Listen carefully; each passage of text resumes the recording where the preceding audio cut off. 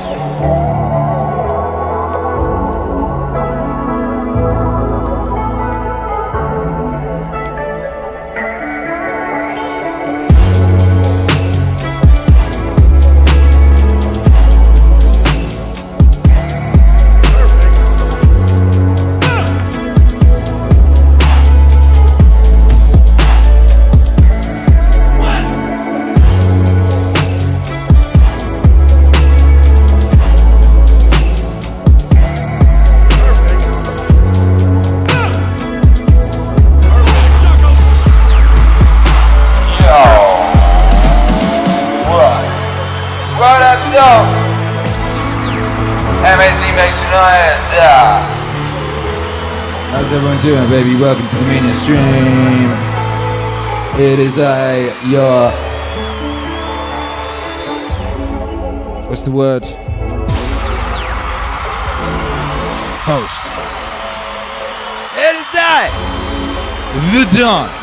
Make some noise for yourselves. How's everyone doing? Smash that like. What's going on? Man, I'm just looking out there into the crowd. How y'all doing?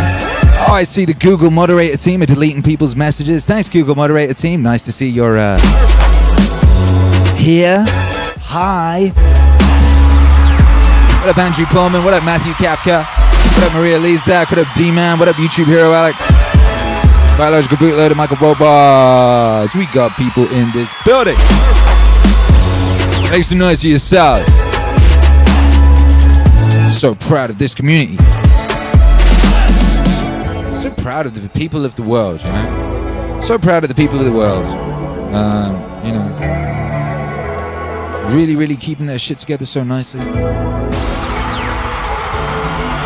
For the most part. You know me, I don't read newspapers or watch TV and none of that kind of business. Stuff filters through. I've seen certain people getting really excited at the prospect of international wars. People are really excited. I've seen them, they're like, ooh, wars, we might get some wars. They're real upset, you know, because they haven't had a good war for a while now. They're like, They haven't been drone striking the shit out of people for a while. They're really annoyed about this, you can tell. So God bless them.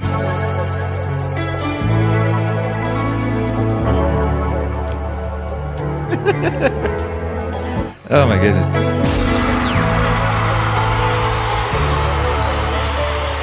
Yo! How you all doing anyway? How's your day been? It's Monday. I mean, maybe it's not even Monday anymore wherever you are. You might be in the future or Australia, which are pretty much the same thing. One and the same thing, Australia and the future. For good or ill. Shouts out to all the Australians. Yo!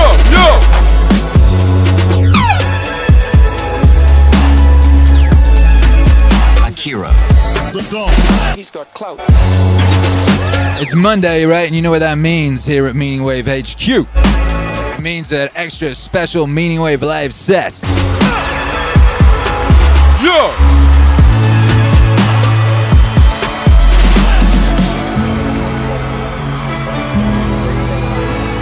Yo! Special Meaningwave live set. We got a brand new Meaningwave playlist. You can go follow it. The link is in the description.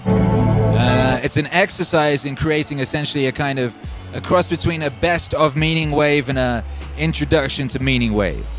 I realized the official Meaningwave playlist, as because it's got all of the Meaningwave songs on it, it's very big and unwieldy. And if you were like a new person, or if you wanted to, like, you know, in that way that you all do, you know, let someone know Meaningwave exists, it's good to have a playlist that's pretty concise and tells the story. So we've got a playlist that does that, and we're going to do a series of live performances that encapsulate those. Might be a bit different. It's going to be a lot of those records. Introduction to and presentation of and proof of concept of that which exists, which is known as Meaningwave. Akira. Meaningwave Monday, says Biological Bootloader. Is there a good reason we're not hashtagging Meaningwave Monday and like spamming the shit out of the internet with meaning stuff every Monday? Why are we not doing that? What's wrong with us? Henceforth, from this day forward, I tell you now, this is the facts. It is Meaningwave Monday. That's what Monday is. Monday is no longer just Monday, it's Meaningwave Monday from now on. From now on, I declare. I don't need no proof. I don't need no evidence. The burden of proof is on you to prove the opposite. If you wish to prove the opposite, but you can't, can you? No, it's Meaningwave Monday and that's it. Whoa! John Hannibal Smith says, where is our Meaningwave meme division? That's a very good question. I suspect that should exist in the Discord. If it does not already, then it should. And it will. Abdullah says, any Alan Watts tracks? Any Alan Watts tracks? You better believe it, baby. You better believe it. That's right, YouTube hero Alex. We need a meme division. We need a street team division. These are all things that need setting up. Yes, they do. Let's have a let's talk on the Discord about this after the show. Bye, Joe. Got any Alan Watts, mate? All right. Yes, we do. Nick Mayoga says there is presently a meme channel. Yes, there is, for posting memes. Any old meme. We need a Meaningwave division for the memeing of Meaningwave into the national consciousness. What the world needs now is meaning. Wave. That's what the world needs. Amongst other things. Definitely needs Meaningwave. Yeah! Stay free, baby. Don't you worry about a thing.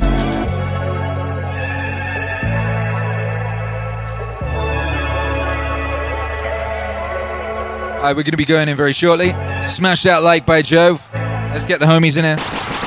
Let's get the brothers in here. Let's get the sisters in here. Let's get the aunties in here. Let's get the uncles in here. Get the nephews. Get the nieces. Yeah!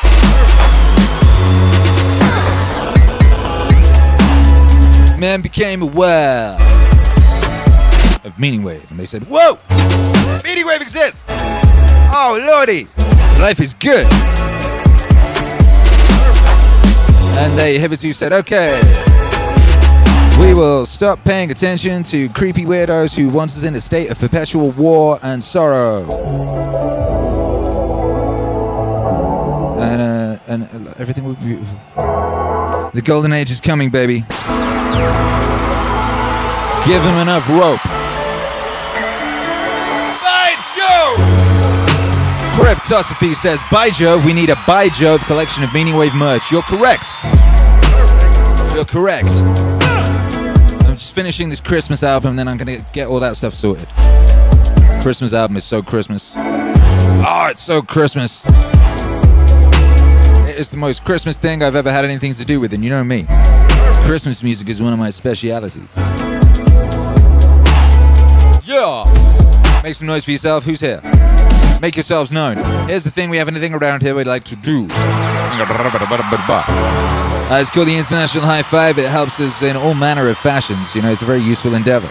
The International High Five. One thing it does is confirms the international nature of the community. You know, we, for example, on the International High Five this morning on the Meaningwave Morning Show, we had people in Jerusalem, we had people in Korea, we had people in Sweden, we had people in the UK, we had people in Istanbul. You know, very, very international. Let's see how international this evening broadcast is. Now, let me know where you be. Let me know where you be, baby. That's all I want to know today. And if you want to add anything else, please do. But just let us know where you're at and how you feeling. All that. Shouts out for your mum, anything. What up, Richard Young? What up, Sir Luke Media? Christopher Quick off the mark. Pum, pum, pum. John Hannibal Smith, Akira Meme Division Task Force, Directorate of Special Wave Operations under the Asymmetrical Psychological Meaning Command. All right. Protect at all costs. Abdullah Qutaish. I can't. How do you pronounce that name? Can you give me a phonetic of that surname? That surname is too epic for me to butcher. All the love from Jordan. All the love to Jordan, by Jove. God bless. Yeah. We got Jordan in the house. That's good. We got Mike Betters in the house. Says we set up the Christmas tree today. Listen to the Web of Life 1 and 2 on vinyl. Was epic. Ah! That ain't Christmas. I don't know what is. Snowy places in Argentina. This is already a very international broadcast. We got Jordan. We got Argentina. We got Christopher Wilson in Chi-Town. We got Michael Robars in Louisville, Kentucky. Home of Muhammad Ali. Also home of the Kentucky Derby, which is decadent and depraved. Also where Hunter S. Thompson went to school. Links Nathan is in Brazil, still loving the amazing show. What an international broadcast this is. Zach Souza feeling absolutely blessed in Boston, Massachusetts, reporting in for Meaning, sir. By Jove. Very good. D-Man Tri-State. Miss Superconductor is in the house. Flag Heart Films is in Morrison, Colorado. Was shown the wave and started through the library. Guess after it. Quite right too. YouTube Hero Alex says, shout out to Jordan. Thank you so much for tuning in. Abdullah, surname that Akira The Don cannot pronounce. Regular father coming in from Maine. I just signed up for college so I can bring meanings to others as a mental health counselor. Get after it! Yeah! Joshua Tran, Seattle, beginning a 1-week work blitz. Fool Killer, South Carolina, but damn, jump on thing. Sudra Taj. In the house, Memberstein, Virginia Beach, Virginia 757. Blasting the Meaningwave streams from my windows. Feels like it works.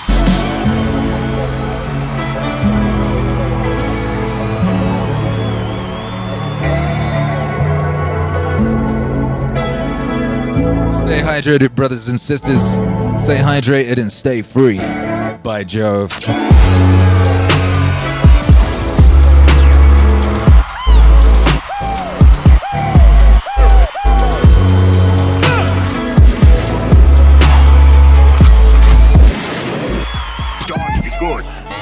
Three, 2, 1.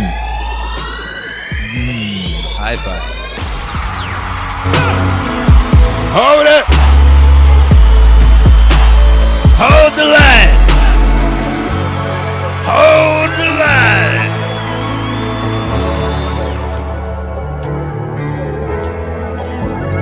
There you go. Let it go, let it go, let it go, let it go. How's that feel? I felt that was particularly powerful for me anyway. Woof, I can feel it throbbing. Throbbing, the international high five is throbbing deep in me. Praise the Lord. Praise the Lord, praise the wave.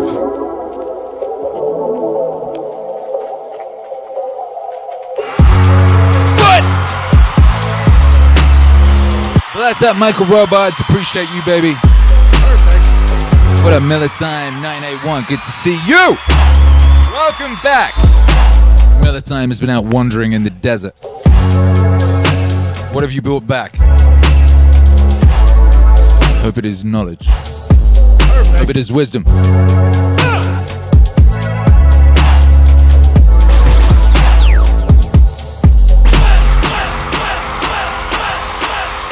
Ladies and gentlemen, make some noise. This is Meaningwave Live.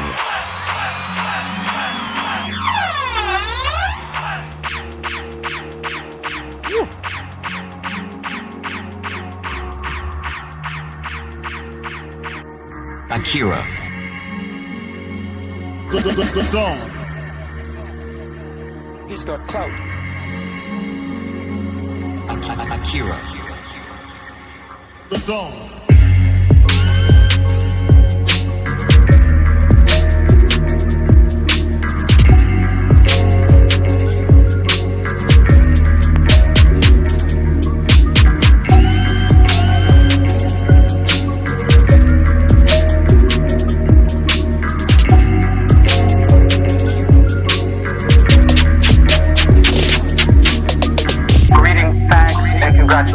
Congratulations, the Kenyans graduating class of 2005.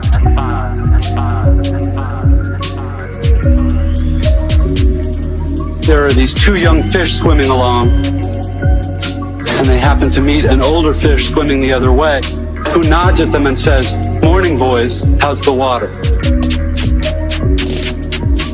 And the two young fish swim on for a bit, and then eventually one of them looks over at the other and goes, "What the hell is water?"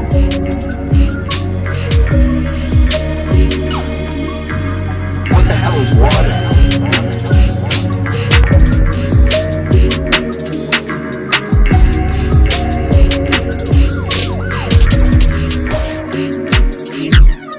What the hell is water?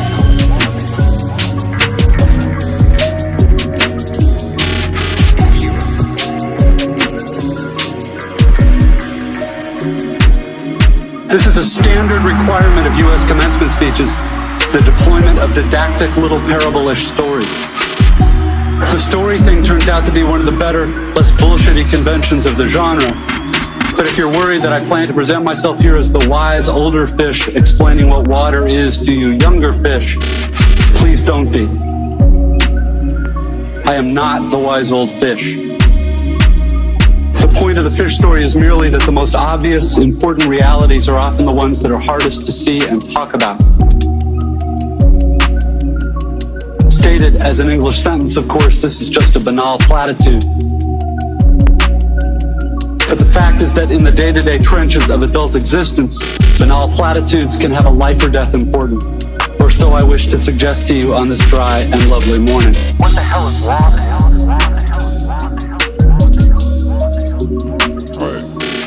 What the hell is water? What the hell is water? What the hell is water?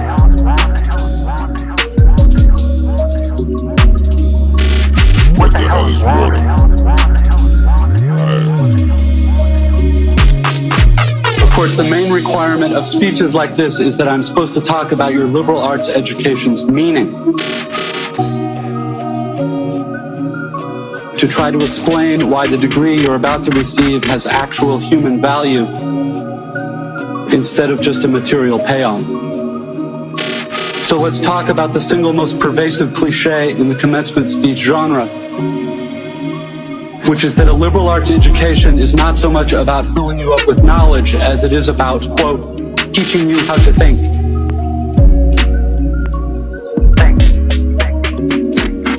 If you're like me as a student, you've never liked hearing this, and you tend to feel a bit insulted by the claim that you've needed anybody to teach you how to think, since the fact that you even got admitted to a college this good seems like proof that you already know how to think.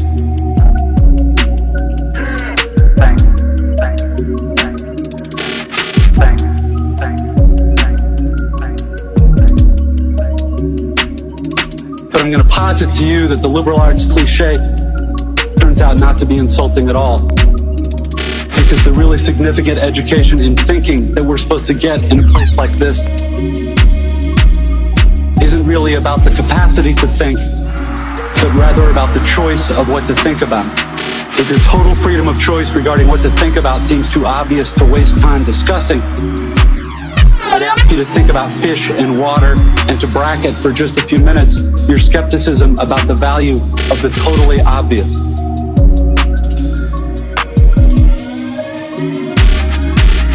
What the hell is water?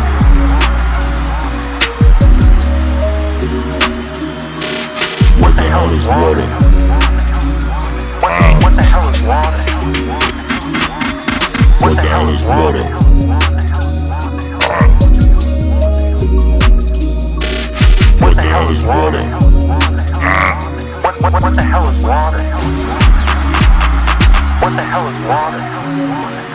MAZ makes some noise.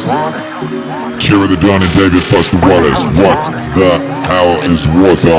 And this is Waterwave EP. What the hell is water?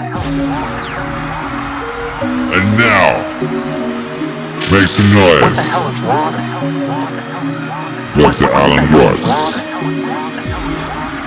We think of present events as being caused by past events. And therefore, we tend to regard ourselves as the puppets of the past, as driven along by something that is always behind us. Now, to overcome this impression, it's very simple. You begin again with an experiment.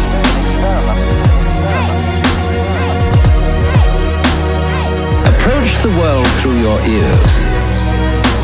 If you shut your eyes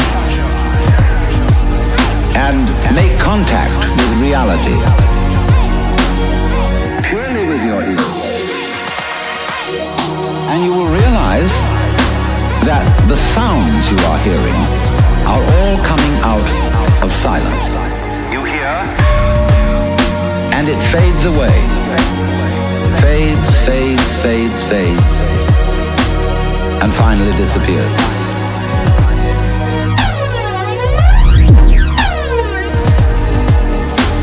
It's a curious world, this, isn't it? Because you hear all the realities in it. The sounds, suddenly coming out of nothing.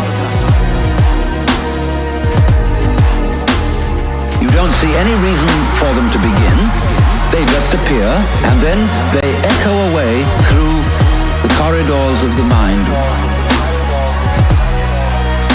which we call memory. Now, if you open your eyes,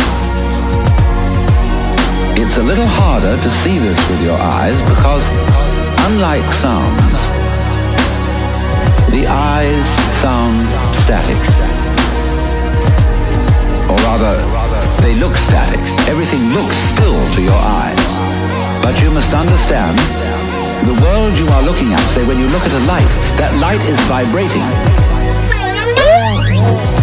Material things are vibrations, and they are vibrating at you now in the same way as the sound was vibrating on your ears.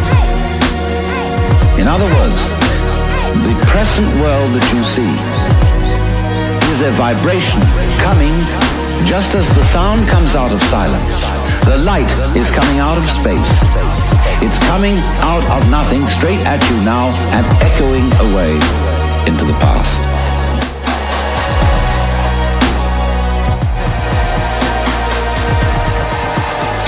The course of time is really very much like the course of a ship in the ocean.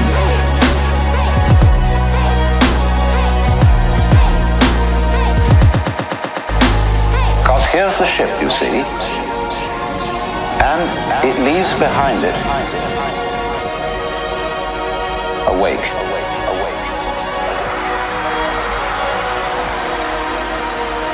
And the wake fades out, and that tells us where the ship has been,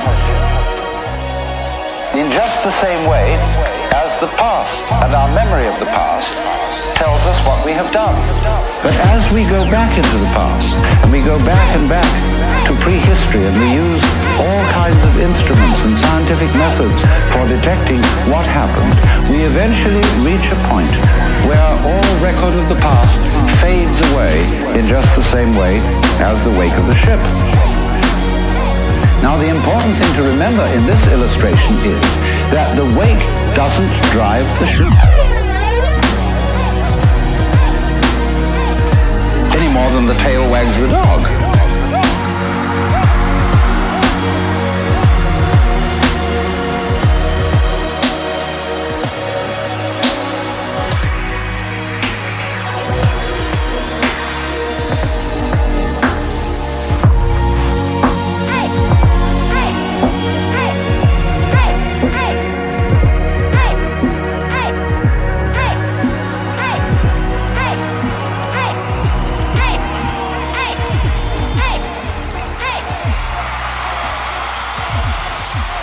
Yo, make some noise. Alan Watts. This is Meaningwave, and that was Alan Watts. And this is where it began. Well, you know, you could say because this. Where did it begin? Where's the cut-off point? One day, a woman gave birth to a beautiful boy, and she knew he would be a don amongst dons. Yeah, I know. But there was this one time when I was out DJing, and I came back from the club. You know, I was trying to relax my mind at 4 in the morning. I threw on YouTube as I used to do, had a joint or something. This lecture came on. It's this man. He was going, "You! Be a plumber! Be a good one, you know?" And I went, "Whoa! That sounds like an epic record." And I made it, and it was epic. We need to know who the competent people are. And thus was born Meaningwave. Even more importantly, we need to tell young people, hey, there's some hierarchies of competence out there. Like 1,000 of them. Go be a plumber, man. But be a good one, you know? Be an honest one. Because otherwise all you do is go out there and cause trouble. We don't need people to cause more trouble. We need people to solve problems. Solve problems. Solve problems. Hey! We need people to solve problems. Solve problems. Solve problems. We don't need people to cause more trouble. We need people to solve problems. Solve problems. Solve problems. Yo! Go be a plumber, man. Solve problems. Yo! Go be a plumber, man. Be a good one, you know? Oh!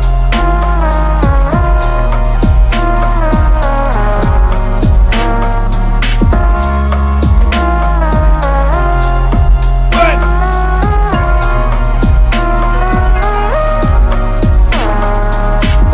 You know, and so you can be a tradesman and you can make a lot of money as a tradesperson. It's a bloody, reliable, honorable, forthright, productive way of making a living. Way of making a living. Way of making a living. Way of making a living. And there's a hell of a lot of difference between a working man who knows what he's doing and one who doesn't. Both in terms of skill and ethics, right? And you work with someone who knows what they're doing, it's a bloody pleasure. They tell you what they're gonna do, they tell you how much it will cost, they go and do it, it works, and you pay them. Perfect. Everyone's happy. And that's what happens when you have genuine hierarchies of competence. Perfect.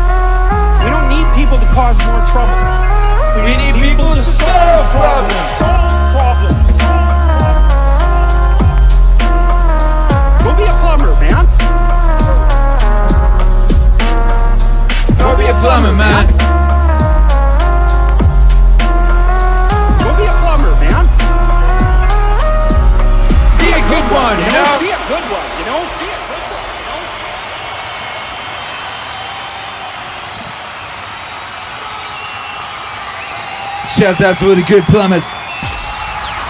Shouts out to Mario, Luigi, all them plumbers, you know. Fighting them dragons, saving them princesses, getting after it. And there, a legend was born. But for that legend to be born, we had to go back. Nothing that great just appears fully formed. Everything comes from somewhere. And, you know, to make Meaningwave, I had to do a lot of going back, baby. I had to go back, you know. I had to do the Archaic revival.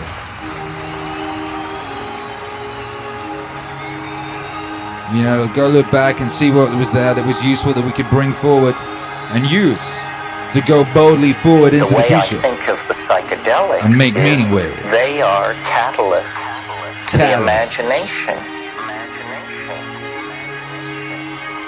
They were back 100,000 years ago. The imagination, which was just this glimmering, this iridescence on the surface of ape cognition, was under the influence of the reciprocal feedback of self-reflection that is created by watching your own mind.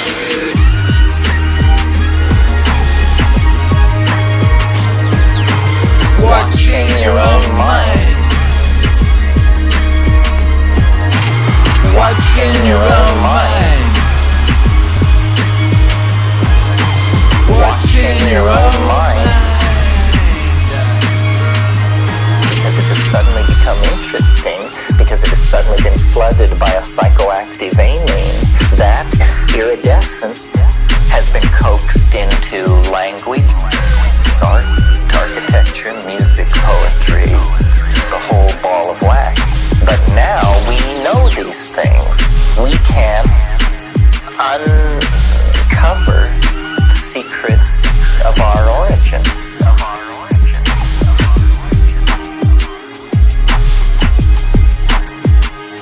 I'm very keen for the notion of what I call the Archaic revival.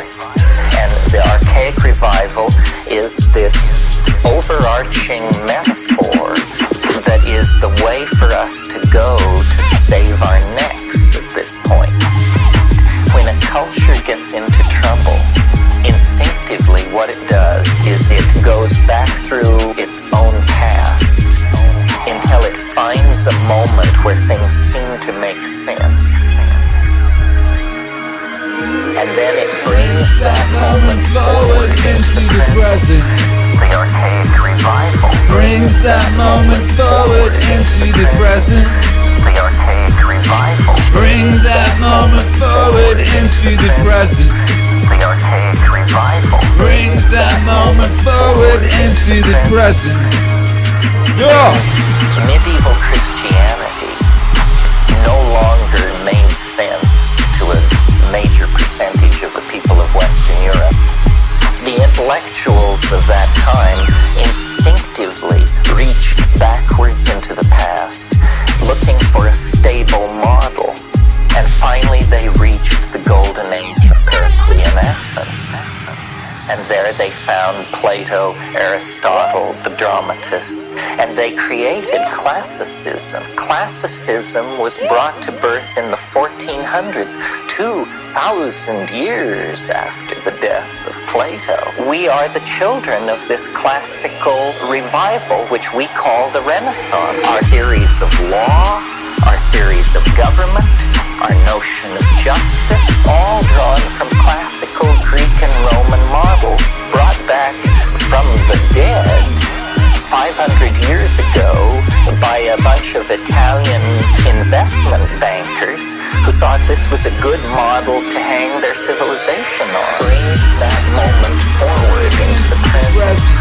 The Archaic revival. Bring that moment forward into the present.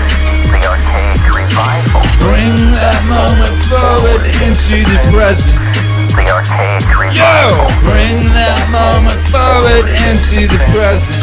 The Archaic revival.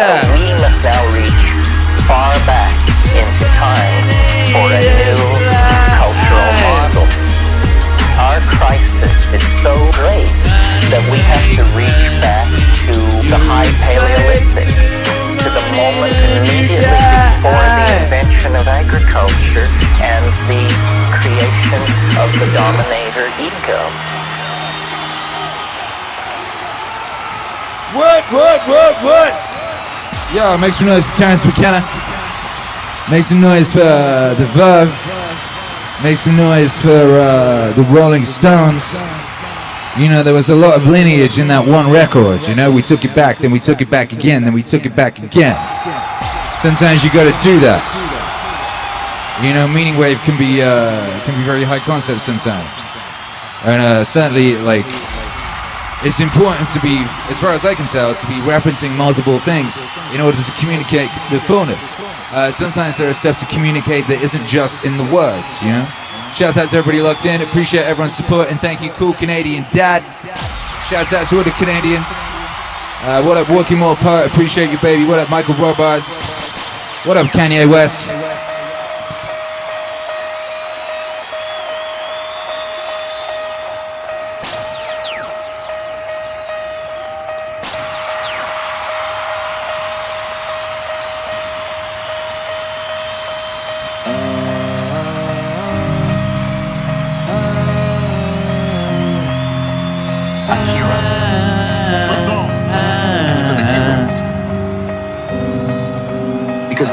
Talking with the person who gave us the AMA, gave me Blue Church, Jordan Hall, and part of that is this idea, which is a religion that's not a religion, and trying to come up with a post-religious faith.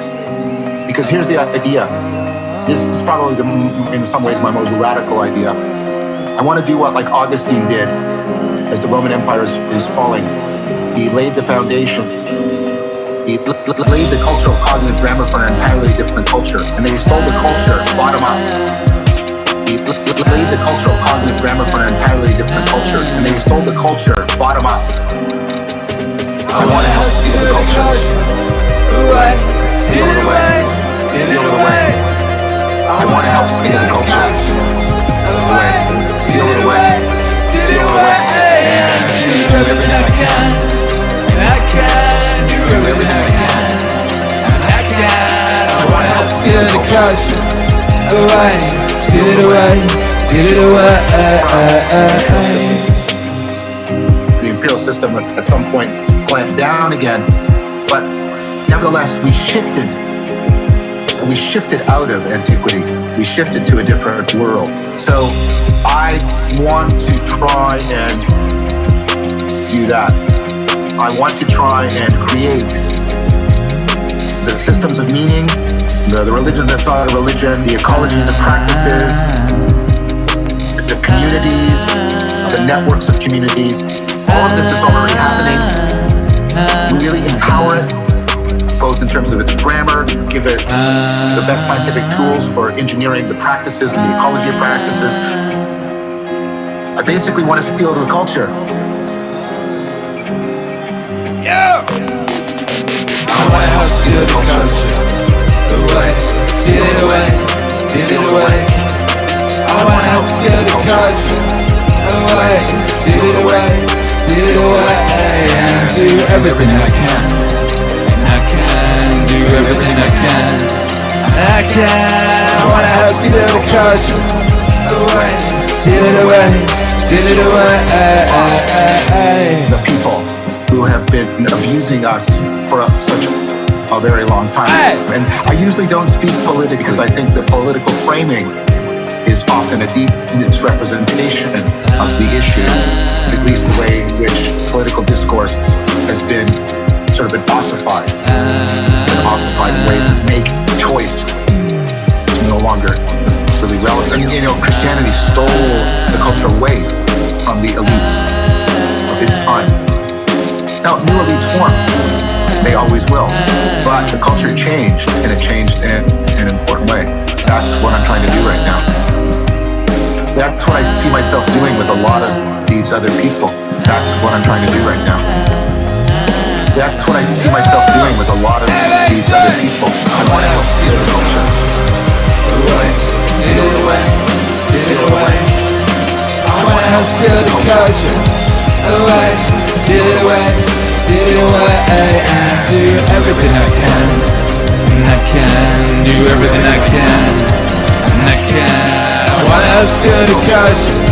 Away, steal it away, steal it away. For protection, it's a hard road to heaven. We call on your blessing, and the Father, we put our faith. King of the kingdom, our demons are trembling, all the angels descending. Yes, the Father, we put our faith. Steal it away, steal it away, steal it away. Steal it away, steal it away, steal it away. steal it away. Steal it away, steal it away, steal it away. Steal it away, steal it away, steal it away. Steal it away, steal it away, steal it away. Steal it away, steal it away, steal it away now. Steal it away, steal it away, steal it away. The point about the metaphor is we can't win by playing the game. That's right. My way of trying to understand what it is to not play their game and to shift over to a totally different game, to shift the culture, is to steal the culture. The only thing I can get from history that's been able to do that are religions.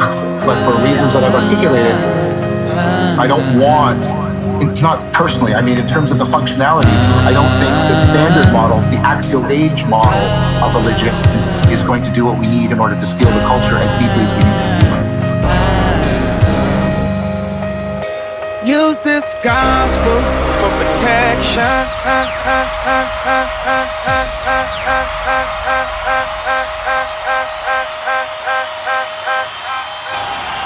Yo, MAC makes some noise. John Vervaeke, Kanye West, Akira The Don, together across space and time as God intended.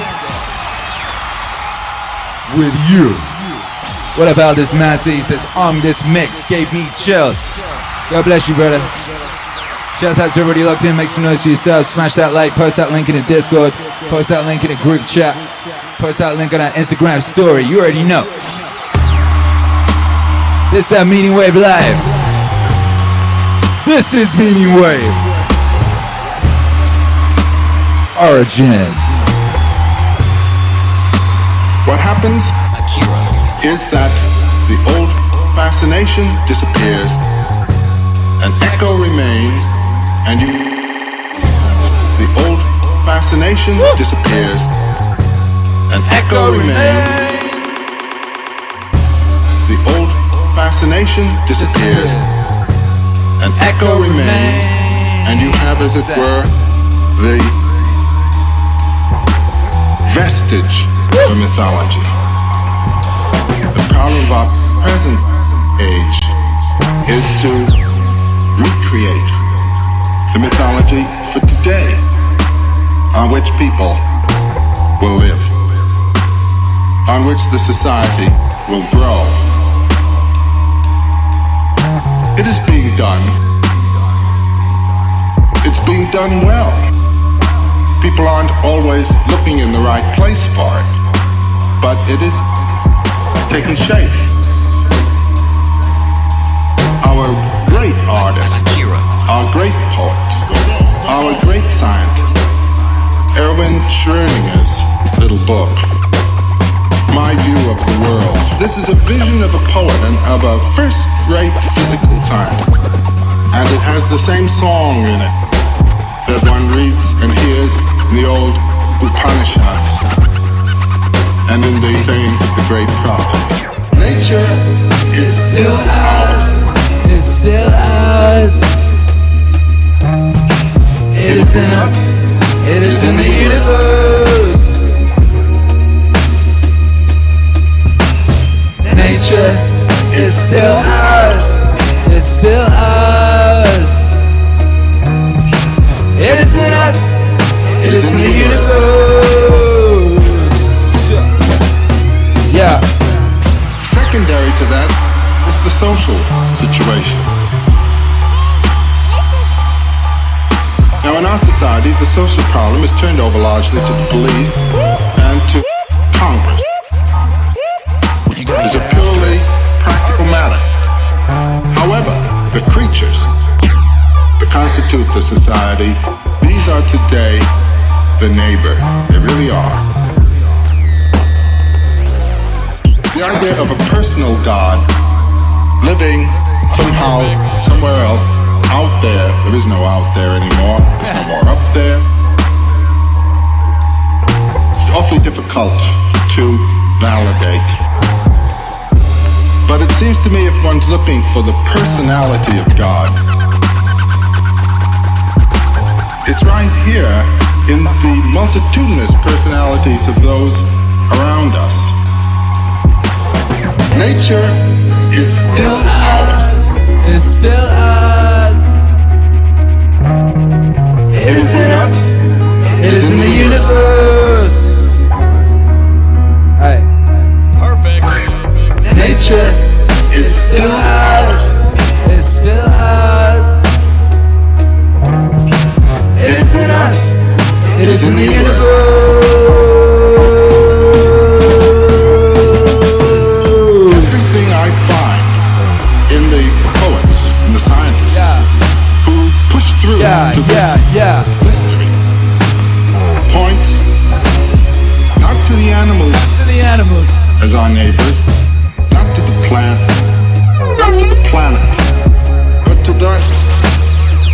one, the thou that you face, who's not the thou you would want him to be. He's other. And it's that recognition of otherness that is absolutely basic and necessary. Now this doesn't mean that you have to give up your otherness in recognition of him. There may darn well be collision, but it's got to be collision with reverence and respect. Respect! Reverence and respect by Joe. Respect to Savage Chill. What's cracking, baby? Says my What's Way vinyl just arrived today. With this, my collection begins.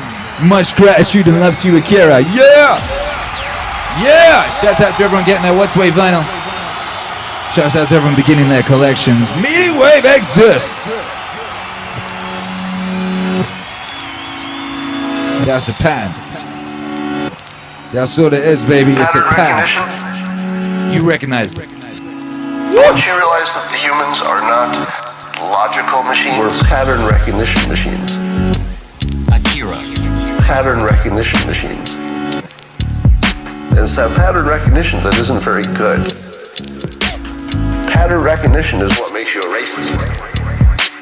Pattern recognition is what makes you an ageist, a sexist, everything bad, because your patterns are all you have. You're not really a logical person who reasons everything out. Your brain isn't big enough. You wouldn't have enough time. So instead you default to these little biases which are determined by patterns. We're pattern recognition machines. Pattern recognition machines. Your patterns are all you have. You're not really a logical person. Now the problem is, many of those patterns are fake. Let's say you had met 3 Elbonians in your life, and every one of them slapped you in the face with a glove. With a glove? The next time you met an Elbonian, you'd be like, oh, no thank you, I don't want to get slapped in the face with a glove. Those last 3 Elbonians were pretty rough on me.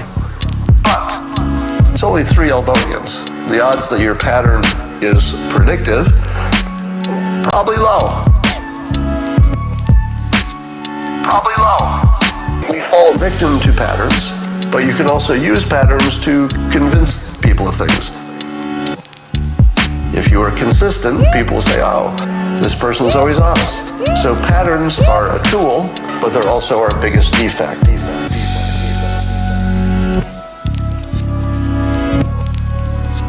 They're also our biggest defect.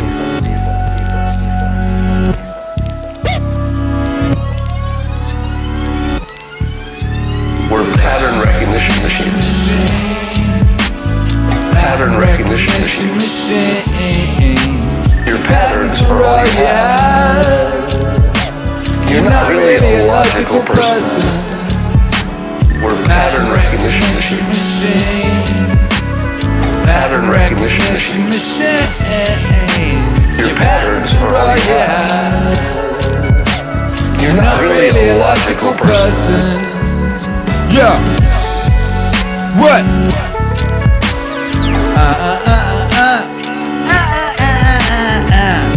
Yeah, that's a banger right there. Make some noise for Scott Adams and the user interface for reality is so. That's the album from whence that came. Very powerful. People write me all the time. They're like, Akira The Don. That user interface for reality itself changed my life. I was just going along having a normal ass life. The brain as a visualization machine and then very important. I got that Visual user interface. The biggest, most powerful part of your brain is the part that influences you most. Understanding the brain as a visualization machine is very, very important. What? Very, very important. Because visualization is the biggest, most powerful part of your brain. It's the part that influences you most.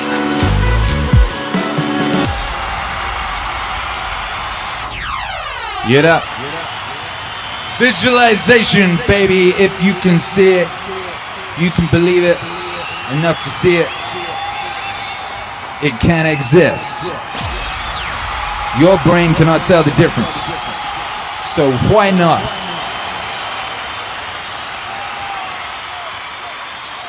Meaningwave! This is Meaningwave! This is Meaningwave Live Origin. And the origin is this.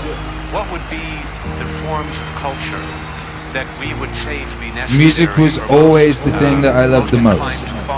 It was always the thing that made everything make sense and make everything as beautiful as I knew it really was. I think the most accessible form for most people is music. Akira.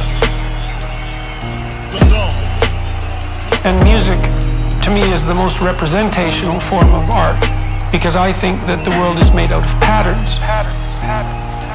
And we perceive some patterns as objects, but fundamentally it's patterns. And what you want is all the patterns of the world to interact harmoniously in something where every element is related intelligibly to every other element. And I think that when your life is in harmony, then you can feel that.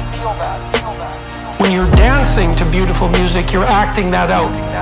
The music is the music of the spheres, and you're participating in the patterning of your being in accordance with that structure, and that gives you an intimation of transcendence. Music is everything. Music is everything. Music is everything. Music is everything. It's not criticizable. That's the thing that's so lovely about it, is even as our society has become more cynical and more self-destructive and more deconstructionist, the power of music has in fact grown.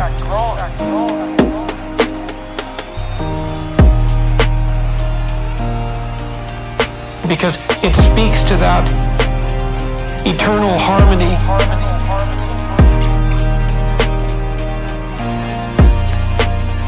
And the reality of that eternal harmony in a way that mere intellect cannot deny.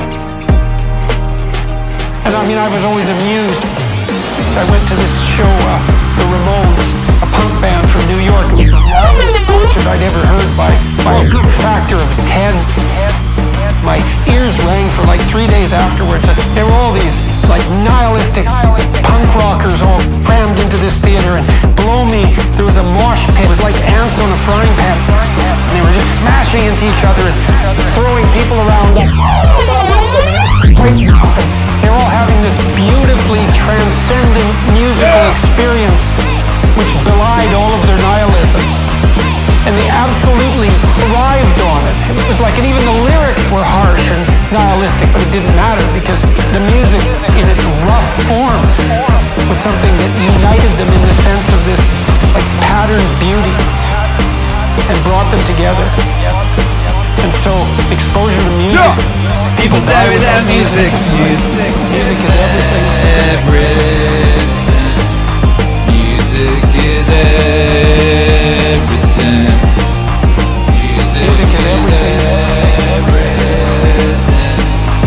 Music is everything.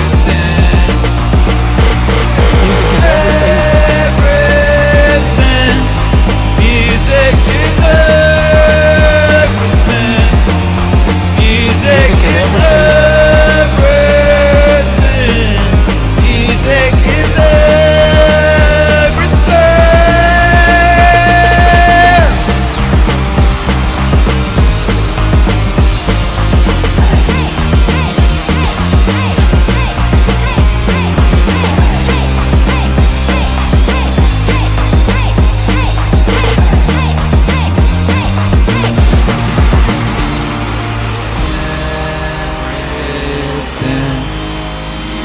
is everything. Music is everything. Music is everything. Music is everything.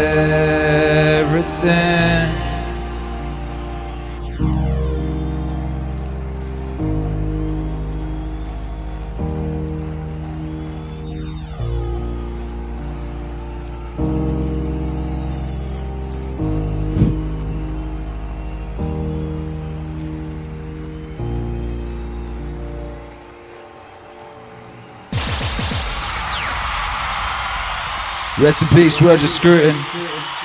Make some noise for Jordan B. Peterson. Music is everything!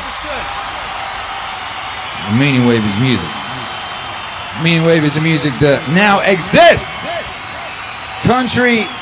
This is how you know the news is fake. This is how you know that all them industries are bullshit. You have not heard a thing about Meaningwave in any news source, in any music publication, in any aspect of the press. If you were only looking at that, you would have no idea that Meaningwave existed.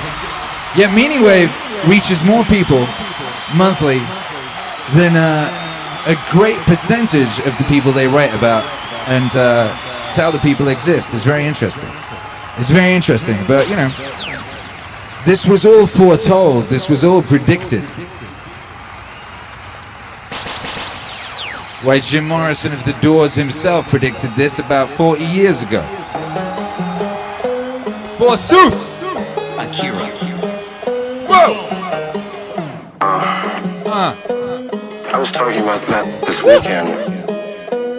Thinking a lot about it. I think the two basic types of music indigenous to this country are the black music, blues, and the kind of folk music that was brought over from Europe, and I guess they call it country music, or the kind of West Virginia high and lonesome sound. Those are the two main streams of American music. It looks like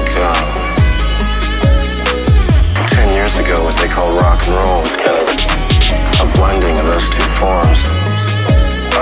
And I guess what's happening now is rock is kind of dying out, and everyone is going back to the roots again. Some are going back into country, and some are going back into basic blue. I guess in 4 or 5 years, the new generation's music will be, it'll have a synthesis of those two elements, and some third thing.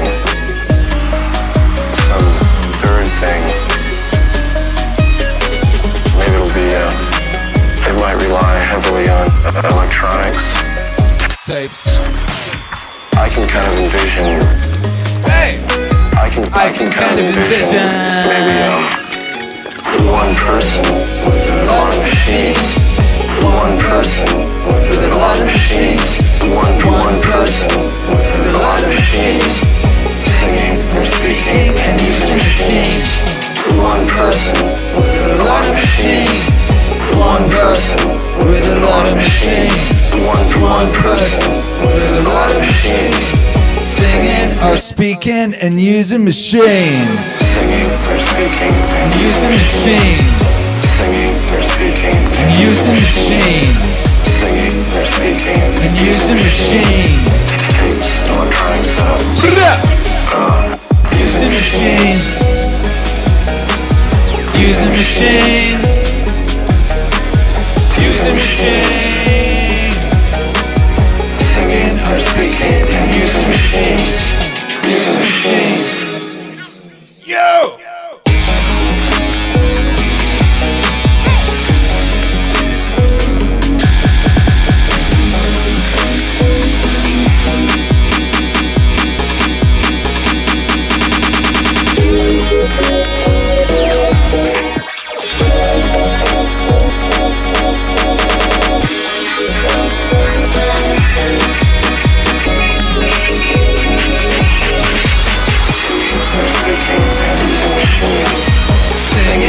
Speaking and using machines. Singing or speaking and using machines. Singing or speaking and using machines. Yeah. Yeah. Using machines. Singing or speaking and using machines. Using machines. Make some noise to Jim Morrison, the prophet, the man who saw the coming of Meaningwave, where some still do not even know it exists. Imagine that. Imagine that. Jim Morrison, the prophet, make some noise. Now, let it be known, while Akira The Don did invent Meaningwave. Akira The Don was not the first person to put somebody talking on a record. That's been going on since the beginning of records. And Akira The Don wasn't even the first person to put Terence McKenna talking on a record. Why, that was the Shaman, who were Akira The Don's favorite band when he was like 10 years old. And they had an album, and it had Terence McKenna on it. Sounded amazing. He was just talking over trancey music for like, I don't know, 10 minutes. It was very epic. I can't even remember what he was talking about. And I didn't understand it. I was 10 or 11. I didn't know what he was talking about. But it resonated with me. Eventually I understood. He was talking about what I've been talking about my whole life. What I'd always known to be true my whole life.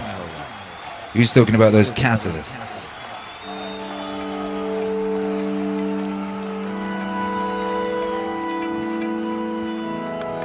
MAC makes noise!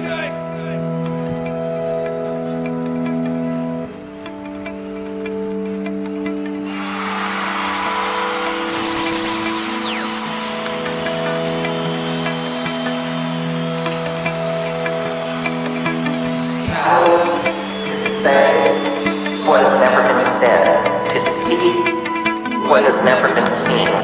Draw, paint, sing, sculpt, dance, and act. What has never before been done. To push the envelope of creativity and language. And what's really important is, I call it the felt presence of direct experience, which is a fancy term which just simply means we have to stop consuming our culture.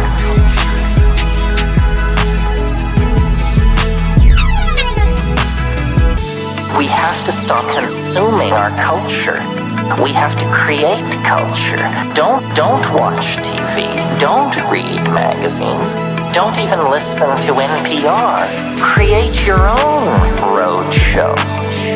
The nexus of space and time, where you are now, is the most immediate sector of your universe. And if you're worrying about Michael Jackson or Bill Clinton or somebody else, then you are disempowered. You're giving it all away to icons which are maintained by an electronic media, so that you want to dress like X or have lips like Y. This is shit-brained, this kind of thinking.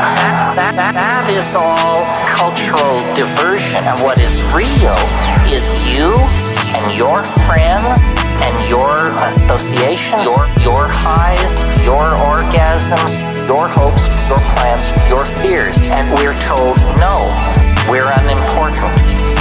We're peripheral. Get a degree, get a job, get a this, get a that, and then you're a player. You don't even want to play in that game. You want to reclaim your mind and get it out of the hands of the cultural engineers who want to turn you into a half-baked moron, consuming all this trash that's being manufactured out of the bones of a dying world. Where is that at? Where's that at? Where is that at? Yo! Where is that at? Catalyst to say what has never been said, to see what has never been seen, draw, paint, sing, sculpt, dance, and act. What has never before been done, to say what has never been said, to see what has never been seen, draw, paint, sing, sculpt, dance, and act. What has never before been done.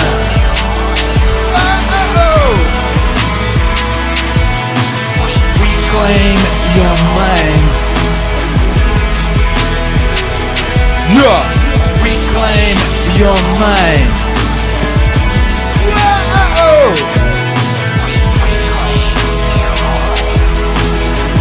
Aye. Catalyst to say what has never been said, to see what has never been seen, to draw, paint, sing, sculpt, dance, and act. What has never before been done, to say what has never been said, to see what has never been seen, to draw, paint, sing, sculpt, dance, and act. What has never before been done.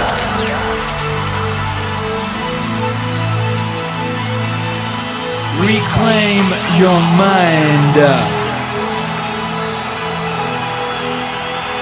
Reclaim your mind.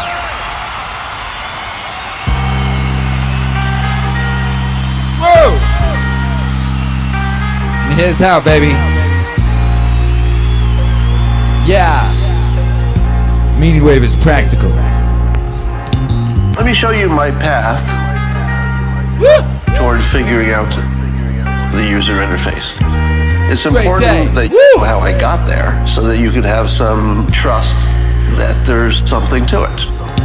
When I was a kid, I was influenced, as was my mother, by the book The Power of Positive Thinking by Norman Vincent Peale. That suggested that you could somehow change your life, or maybe you were changing reality, if you could simply think positively. Think positively.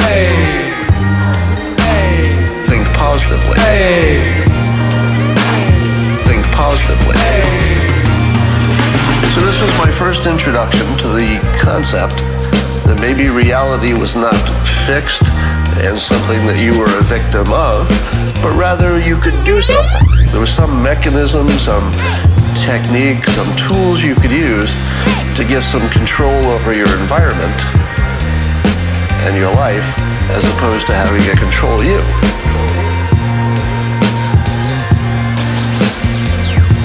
And that was my first thought, that reality could be programmable in at least some simple sense.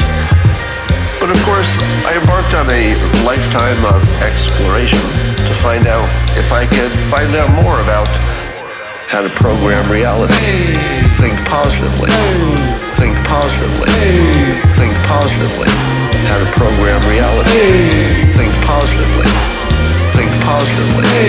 Think positively. Led me to learn meditation. I became a trained hypnotist. Of course, mushrooms let you see the world in a completely different reality. And all of these things, from studying all the different religions to doing affirmations, which is really just visualizing what you want and writing it down every day. Visualizing what you want and writing it down every day. And then learning persuasion. These all had the same cumulative effect of teaching me that reality was indeed far more subjective than you're led to believe. And when I say reality is subjective, I don't mean that there isn't some base reality that's real. What I mean is that we don't have access to it. In other words, just take religion. Two people with completely different religions can go into a store, they can shop, they can get married, have children. They don't really need to reconcile the fact that they live in different worlds. One thinks there's an afterlife, one thinks there's reincarnation, one thinks there's nothing, and yet we all survive and thrive and reproduce. There's nothing to suggest that our brains are the kind of brains that can understand reality. Instead, all of the evidence suggests that we can put filters, optionally and somewhat subjectively, on our reality, and the thing that we deal with is a filter. We're not dealing with the underlying reality, but our filter on it is the thing that's real to us. And you can change those filters, so that's the important part. And you can change them fairly easily. And if you find a filter that predicts better and makes you happier, well, that's the better filter, even if it isn't a better approximation of reality. What matters is you're happy. What matters is you're getting what you need out of life. Think positively. Think positively. Think positively. How to program reality. Think positively. Think positively. Think positively. Program reality. You can change those filters. Change those filters. Change those filters. How to program reality. Think positively. Think positively. Think positively. Alright. Think positively. Think positively. Think positively. Think positively. Think positively. So, once you active reality, you're starting to get ready to accept the user interface for that reality.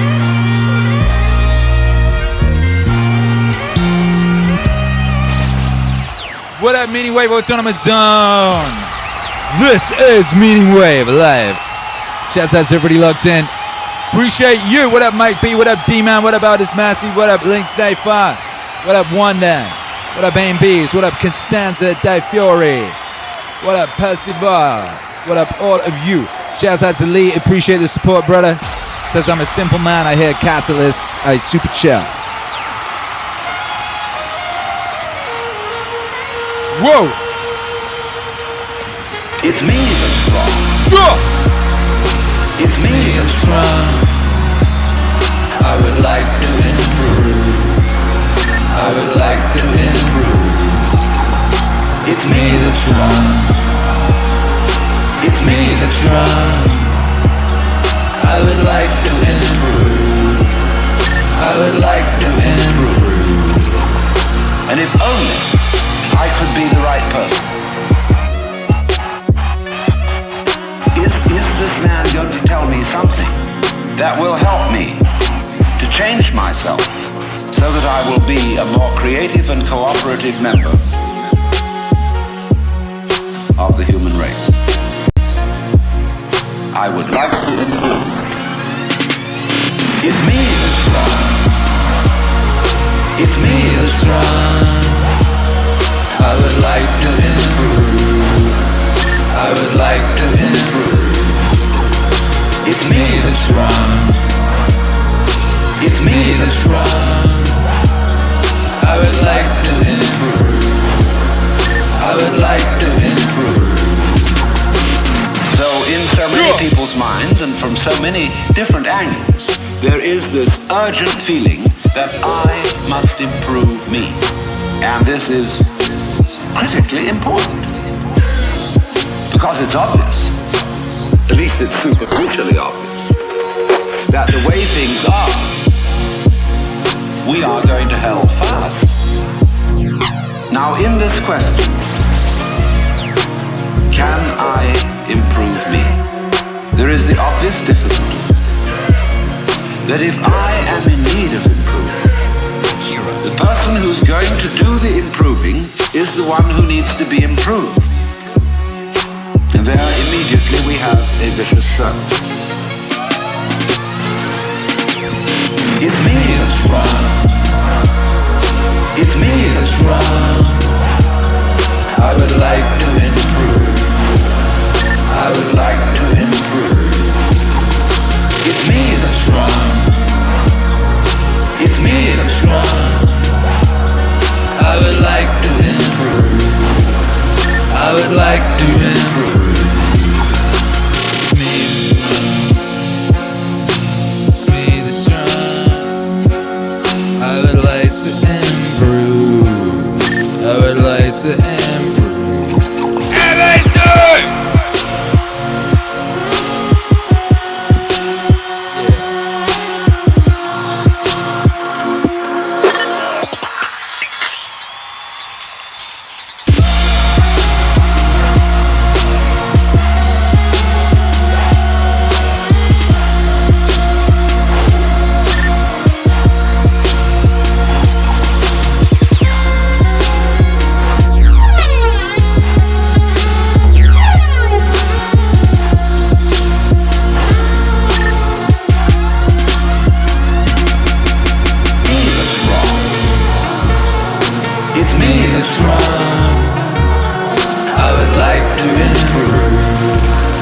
I would like to improve. It's me that's wrong. It's me that's wrong. I would like to improve. I would like to improve. Yeah! MAC, make some noise for yourselves. Make some noise to Adam Watt. How to Be a Better Person. The album is out now. All streaming platforms. By Joe.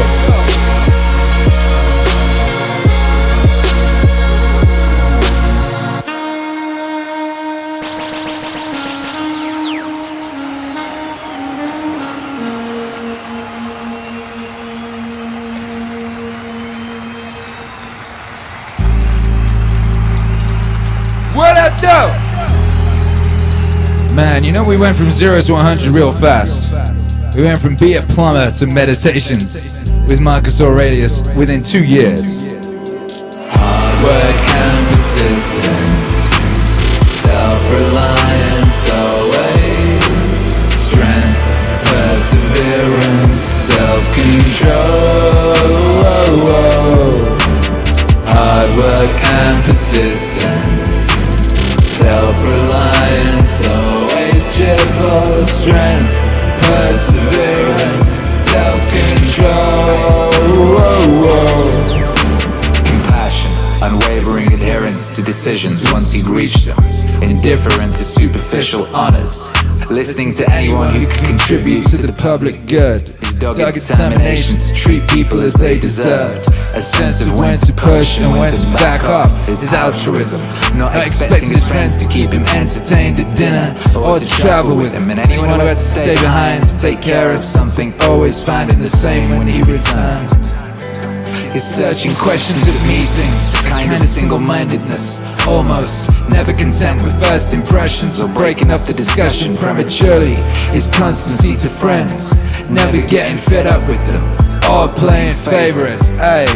And his advanced planning, well in advance, and his discreet attention to even minor things. His restrictions on acclamations, and all attempts to flatter him. His constant devotion to the empire's needs. His stewardship at the treasury, willingness to take responsibility and blame for both. His attitude to the gods, no superstitiousness. His attitude to men, no demagoguery, no currying favor, no pandering.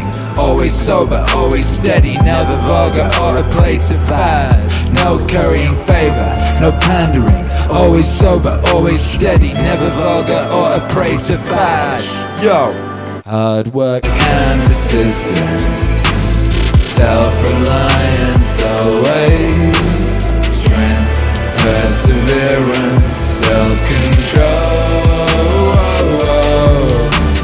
Hard work and persistence, self-reliance always, cheerful, strength, perseverance, self-control.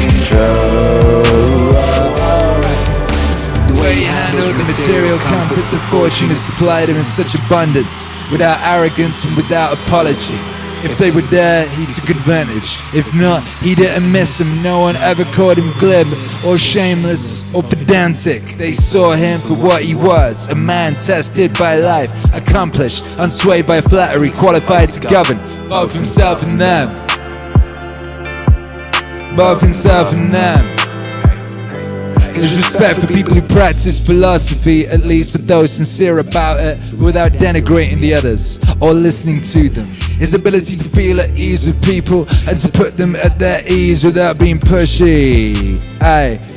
His willingness to take adequate care of himself, not for hypochondriac obsessed with his appearance, but not ignoring things either, with the result that he hardly ever needed medical attention or drugs or any sort of salve or ointment. Yo, this in particular, his willingness to yield the floor to experts in oratory, law, psychology, whatever, and to support them energetically so that each could fulfill his potential. He respected tradition without need to constantly congratulate himself for self-guided traditional values. Not prone to go off on tangents or pulled in all directions, but sticking with the same old places and the same old things. The way he could have one of his migraines that go right back to what he was doing. Fresh and at the top of his game, that he has so few secrets, only state secrets in fact, and not all that many of those. The way he kept public actions within reasonable bounds, games, building projects, cause he looked to what needed doing and not the credit to be gained of doing it. No bathing at strange hours, no self-indulgent building projects, no concern for food or the cut and colour of his clothes, or having attractive slaves. He never exhibited rudeness, lost control of himself, got violent.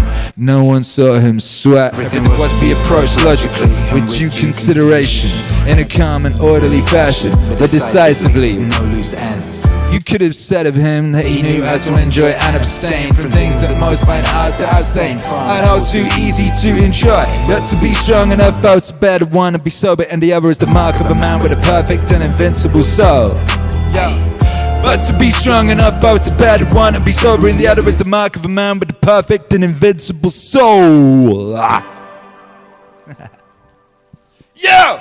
Hard work and persistence, self-reliance always, strength, perseverance, self-control. Hard work and persistence, self-reliance always. Yo, yo, yo, self-control.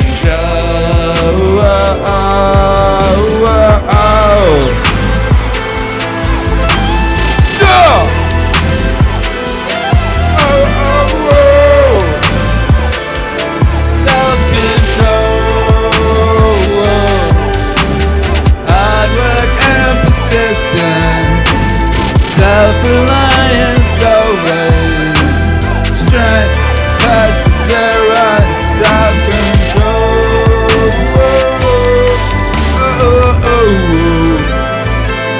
Yeah! Yeah! Self-control, hard work and persistence, self-reliance always, strength, perseverance, self-control.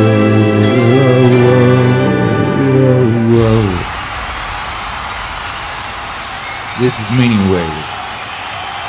This is Meaningwave. Canadian professor explaining the virtues of decent plumbing. 2,000 years gone Roman emperor, explaining the usefulness of self-control.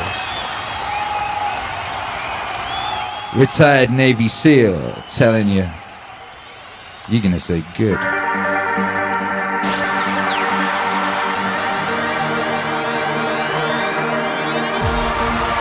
Yeah! Woo! Make some noise!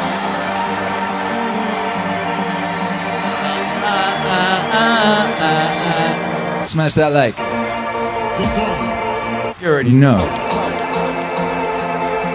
You're gonna say, how do I deal with setbacks, failures, delays, defeat, or other disasters? I actually have a fairly simple way of dealing with the situations. It is actually one word to deal with all those situations. And that is good. And this is actually something that one of my guys that worked for me pointed out to me. He would call me up or pull me aside with some major problem, some issue that was going on. And he'd say, boss, we got this and that and the other thing. And I'd look at him and I'd say, good. One day he was telling me about some issue that he was having. He said, I already know what you're going to say. And I said, well, what am I going to say? He said, you're going to say good. You're going to say good. You're going to say good. You're going to say good. Good, good, good. You're going to say good. You're going to say good. You're gonna say good. Good. Good. That's what you always say. When something is wrong and going bad, you always just look at me and say, good. Good. Good. And I said, well, yeah. And I mean it. And that is how I feel. When things are going bad, there's gonna be some good that's gonna come from it. Oh, mission got canceled? Good. We can focus on another one. Didn't get the new high-speed gear we wanted? Good. We can keep it simple. Didn't get promoted? Good. More time to get better. Didn't get funded? Good. We own more of the company. Didn't get the job you wanted? Good. Good. You can get more experience and build a better resume. You're gonna say good.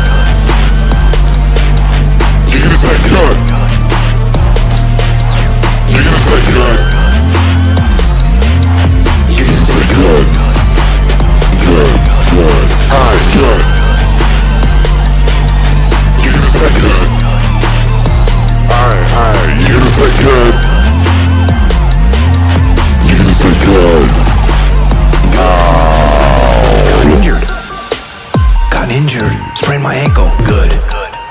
Needed a break from training. Got tapped out. Good. It's better to tap in training than to tap out on the street. Got beat. Good. You learned. Unexpected problems. Good. We have the opportunity to figure out a solution. And that's it. Alright. That's it. Things are going bad. Don't get all bummed out. Don't get startled. Don't get frustrated. Yeah. No. You just look at the issue and you say, good. You're gonna say good. You're gonna say good. You're gonna say good. Alright, you're gonna say good. Good. Oh, good. You're gonna say good. You're gonna say good. You're gonna say good. Good. I don't mean to say something that's all cliche. I don't mean to sound like Mr. Positive. Find the positive. But do that. Focus on the good. I said focus on the good. Take that issue, take that problem, take that issue, take that problem, and make it something good. Make it something good. And bring that attitude to your team. You go forward. You're gonna say good. You're gonna say good. You're gonna say good. You're gonna say good. Good. I say good. You're gonna say good. You're gonna say good. You're gonna say good. And lastly, I'd like to close this out. If you can say the word good, guess what? It means you're still alive. It means you're still breathing. And if you're still breathing, well, now, you still got some fight left in you.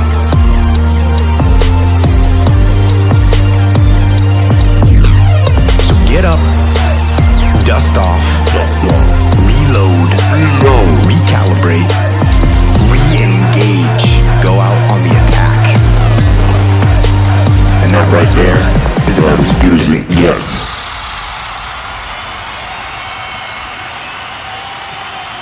No. That's the modern Meaningwave anthem right there. I mean, they all modern weave with that anthem, but that one rings out of telephones and gyms across the world all day long. Any given minute of the day, someone's playing that record whilst getting after it, and I salute those people. I salute you. Meaningwave Autonomous Zone, make some noise for yourself. This is Meaningwave. This is what it is.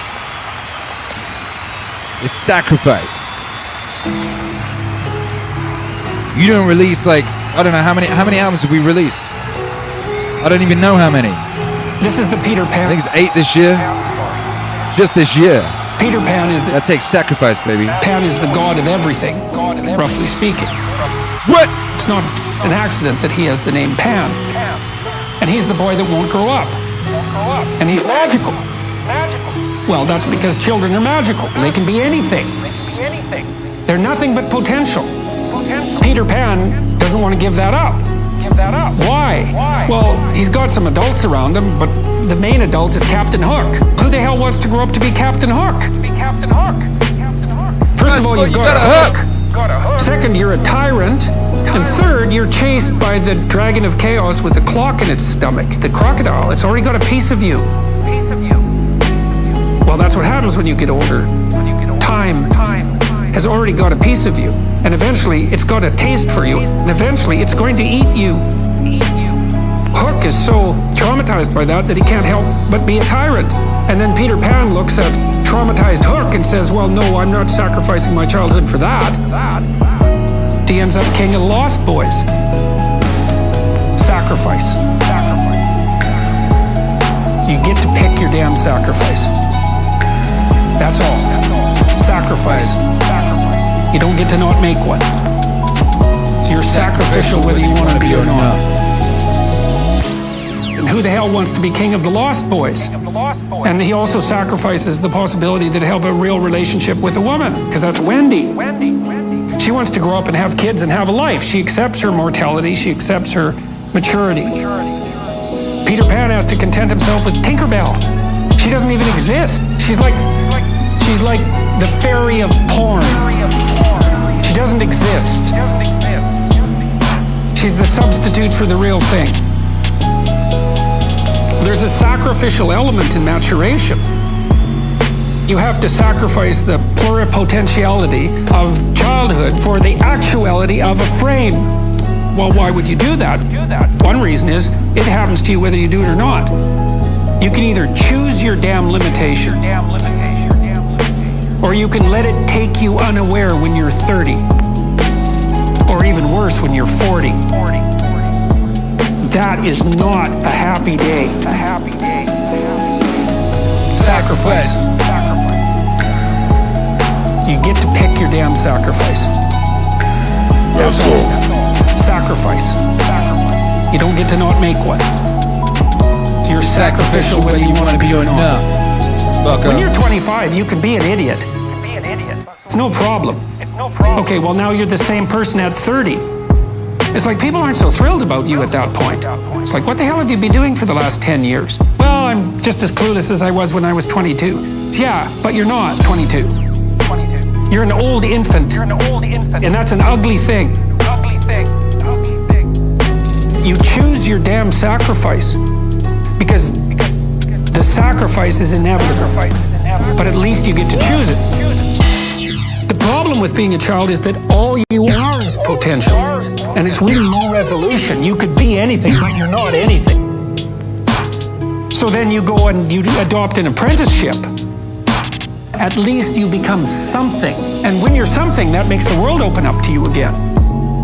If you're a really good plumber, then you end up being far more than a plumber. You end up being a good employer. Run a business, you train some other people, you enlarge their lives, you're kind of a pillar of the community. You have your family. It's family. Once you pass through that narrow training period, which narrows you and constricts you and develops you at the same time, then you can come out the other end with a bunch of new possibility at hand. And Jung talked about that. He thought that part of the proper path of development in the last half of life was to rediscover the child that you left behind as you were apprenticing. And so then you get to be something and regain that potential at the same time. Sacrifice. Yeah! You get to pick your damn sacrifice. That's all. Sacrifice. You don't get to not make one. So you're sacrificial whether you want to be or not. Sacrifice. Hey! You get to pick your damn sacrifice. That's all. Sacrifice. You don't get to not make one. So you're sacrificial whether you want to be or not. That's it, baby. Pick your poison. See me, I chose Meaningwave. So many other things I could be doing could be done. I chose Meaningwave. Sacrificed everything else so the Meaningwave may exist, by Jove.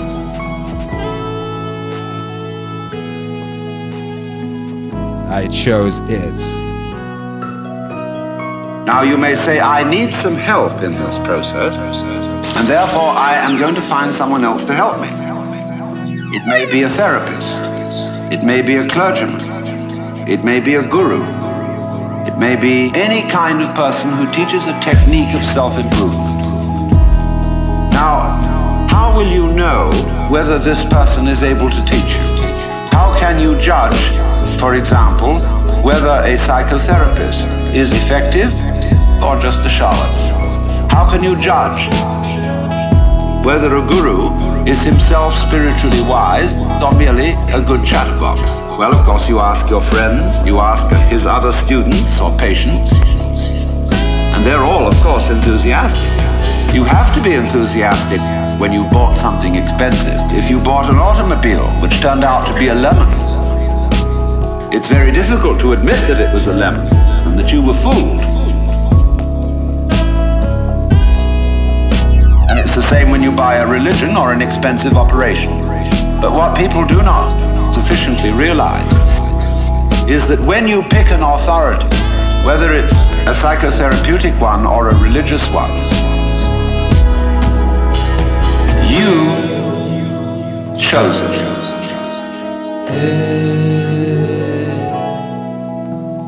You chose it.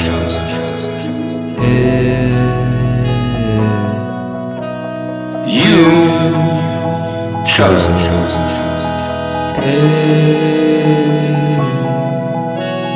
You chose it. In other words, that this fellow or this book or this system is the right one is your opinion. And how are you competent to judge?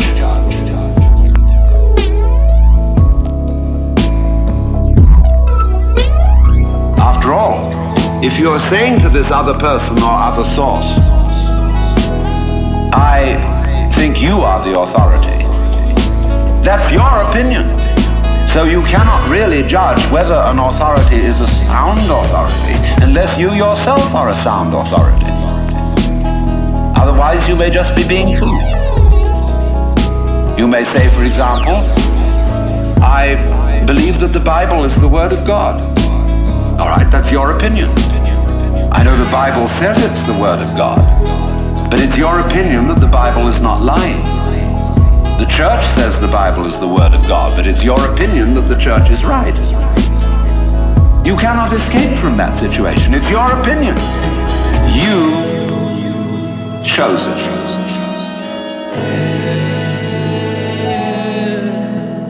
You chose it.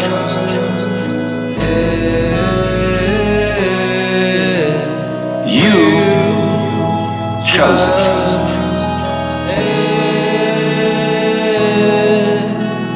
You chose it.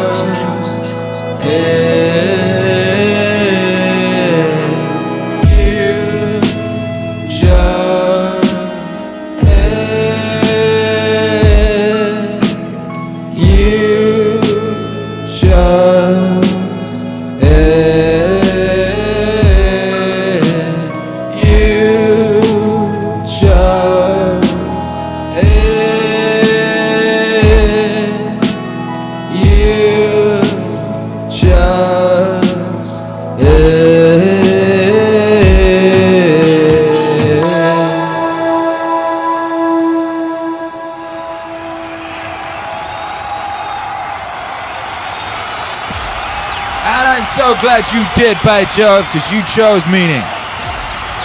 And that's why you're here. You could have chosen any of the other things. You could have chosen despair. You could have chosen doom and gloom and nihilism. You could have chosen bitterness and resentment. You could have chosen all of those ugly, useless, pitiful options. You chose the good one. You chose the righteous one. You chose the epic one. You chose meaning. You chose to stand up straight with your shoulders back, baby. The first chapter I have in my book. What up, world? Stand up straight with your shoulders back. Meaningwave exists! To be combative, not least to further your career, let's say, but also to adopt a stance of ready engagement with the world and to reflect that in your posture. I kind of have an affinity for lobsters. When a lobster loses a fight, it kind of crunches down, so he looks smaller. When he wins a fight, he looks bigger. And so he's signaling to other lobsters the tally of his victory. So you think, well, so what? The lobster runs on serotonin, neurochemical. And if the lobster loses, the serotonin levels go down. And if he wins, the serotonin levels go up. And when the serotonin levels go up, he stretches out. And he's a confident lobster. And one of the consequences of that is if a lobster loses a battle and you give him the equivalent of antidepressant, then he stretches out and he'll go fight again. Stand up straight, stand up straight, stand up straight with your shoulders back. Stand up straight, hey, stand up straight, hey, stand up straight with your shoulders back.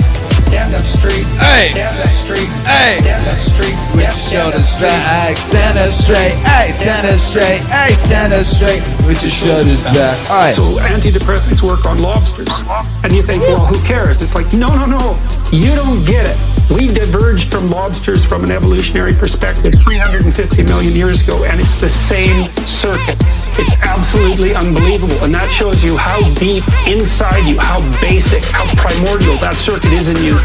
It's sizing other people up and looking at where they fit in the hierarchy. The idea of the hierarchy is at least 350 million years old.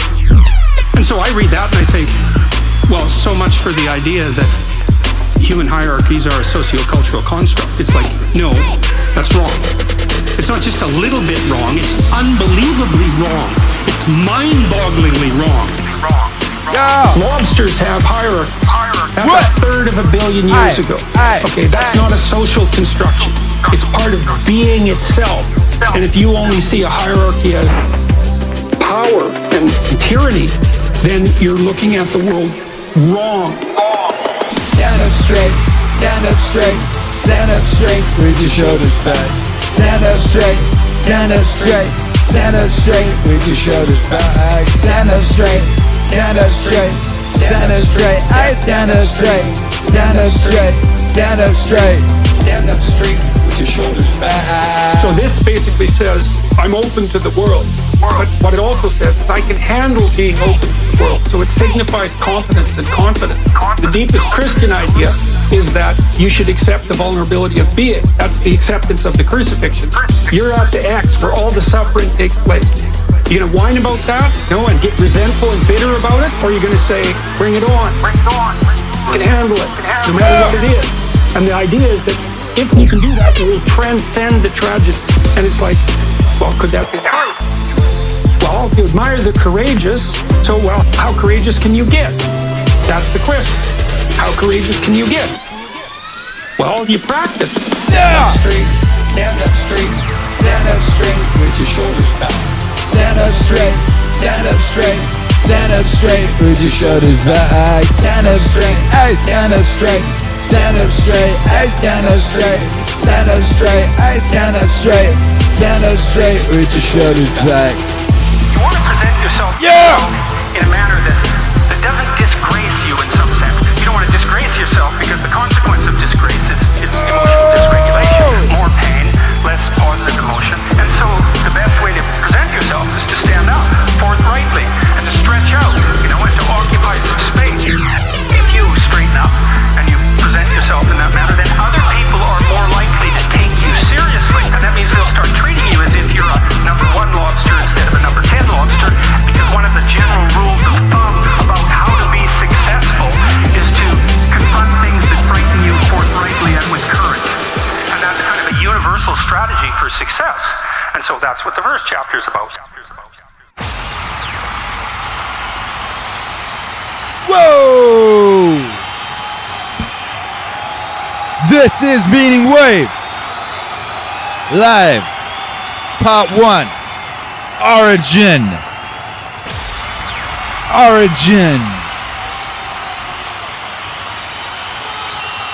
Oh, make some noise for yourselves.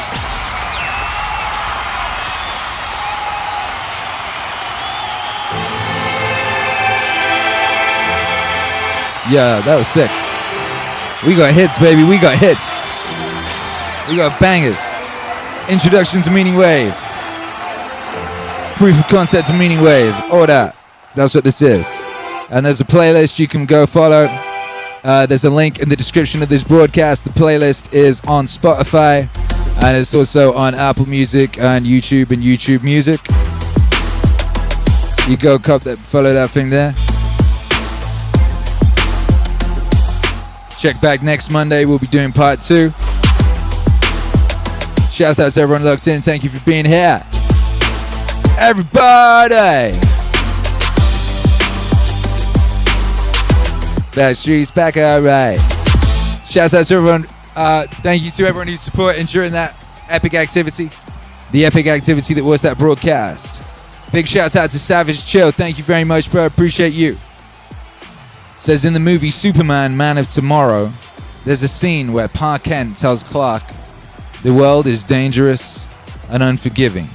You can either face it head on and deal with the consequences, or walk with your head down and deal with the consequences. That's so real. That's facts. You know what I mean? So you might as well stand up straight and look that bitch in the eye and say, what's up? What's up, though? What up, Mike B? Says self-improvement lessons. Thanks, ACD. Appreciate you, baby. What up, Evan Moyle? Appreciate you. What up, Lee? What up, Savage Chill? Got that Vortsway vinyl today. By Jove, that's so cool. The cool Canadian dads in the house. Shouts out to all the Canadians. I was talking to my homie earlier. He's a cool Canadian dad. He was telling me how Norm MacDonald grew up right next to him. Walking Mall Poets in the house. God bless, baby. Appreciate you. Michael Robars, appreciate you. Thank you to everyone who supports the wave. If you want to support the wave, if you want to support these activities, if you want Akira The Don to be able to make more stuff, if you want Akira The Don to be able to, what I would really like to be able to do is employ some videographers to make amazing videos. We have so many amazing songs that require amazing videos. Wouldn't it be wonderful if the amazing songs all had amazing videos? I've literally released 40 songs in the past 3 weeks, and only 3 of them have got videos. So anyway, yeah, if you want to support the wave, go to meaningwave.com, get some merchandise, get some apparel, get some velvet trousers. You know you can do that. Did you know you can go to meaningwave.com and get velvet pants? Velvet pants! By Jove, Meaningwave exists. Get a Meaningwave monolith. It's right there. It's beautiful. 16 gauge steel. Ooh, ooh, ooh. Go to Bandcamp, download the music. Become a member of the channel today. Get access to the emojis. Become a member of the Patreon. Get your name on the next album. Ooh! Yeah, yeah. You can make a one-time donation via the link below. You can become a member on the Patreon. Yes, you can. And you know, we're if you like social media, we're on some social media. I think we're on Twitter. I think we're on Instagram. I think we're on Parler. Although Parler won't let me post for the past 2 days, and I have not been able to make time. I have not chosen to make time to deal with that particular issue since I've been doing other things like making Christmas album. Ho ho ho! Christmas album exists. Well, it nearly exists. Christmas album is about 80% done. It's so good. Yo! Happy times, baby. Yeah, yeah, yeah. Those are all things you can do if you want to support the wave. I would advise all of them at once. What up, Phil McKeevy? I love you too. What up, Aim B? Says Parler was smashed by a tsunami of new users. Really? Really? Is that what happened? Because the writing is on the wall. The writing is on the wall. If you are not a tarantula, you are not welcome in lots of places, and they want you to know. They want you to know how unwelcome you are, and they're putting you on a list. A list. If it doesn't matter, you've been naughty, you've been nice. If the tarantulas don't like you, you're on one of their tarantula lists.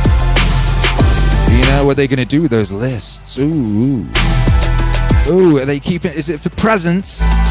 Are we getting presents? Oh, I can't wait for my present. Yeah, tarantula, you. Oh, by Jove. What a time to be alive, baby. What a time to be alive. And I'm so glad to be here with you. There's nowhere else I'd rather be. There really isn't. There really isn't anywhere else I'd rather be. We got front row seats for the greatest show on earth, baby. And we get to be a part of it. We get to be involved in the telling of the story, because guess whose movie this is? This is your movie, baby. This is your movie. And you are the star of that movie. Guess what, baby? This is my movie, and I am the star of this movie.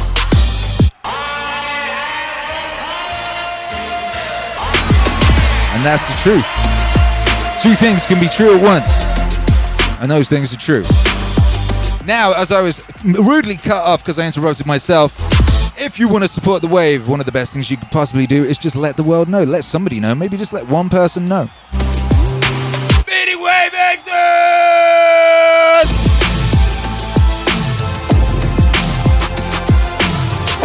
Great day, woo. And I would like to take this opportunity right now to say a little prayer. Wave Father out there in the eternal ocean, I pray those tarantulas see the light before they do something they will regret. It's not too late, you know. Here's the thing.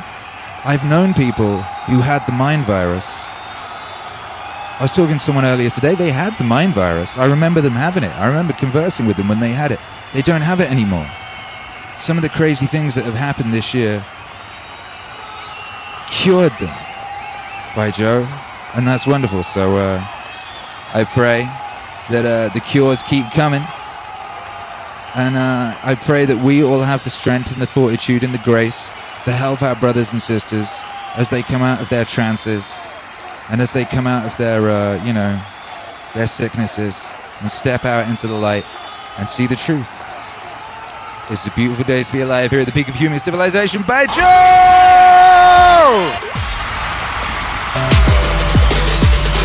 Whoa! Yeah! Choose meaning, baby. Choose meaning. Choose to get up, look out the window, and see the beauty that is there. Because it's there. Hallelujah! We're here every day. Did you know that? Maybe this is your first time observing this broadcast or listening to this broadcast on the podcast feed. Thank you, Lee. Appreciate you. Thank you, Alec Moran. Appreciate you. If this is your first time, well, guess what? We're here every day. Every single day when the clock hits 7 a.m., we're on Twitch, CT. And when the clock hits 7 p.m., we're on YouTube, CT. Coming up this week, we've got all manner of wonderful things, including the celebrated Dune Wave Audio Book Club, the Audio Movie Club. Wednesday we'll be doing that. It's the Super Request Show on Thursday. And other things are happening, or other wonderful things. What up, Booga Booga? God bless you, baby. God bless each and every one of you. Love to you and your family. I've been Akira The Don. Thank you for being here. Let's say goodnight. Let's do it with a by 5. Get their energies cracking. Go follow the new playlist. 3, 2, 1.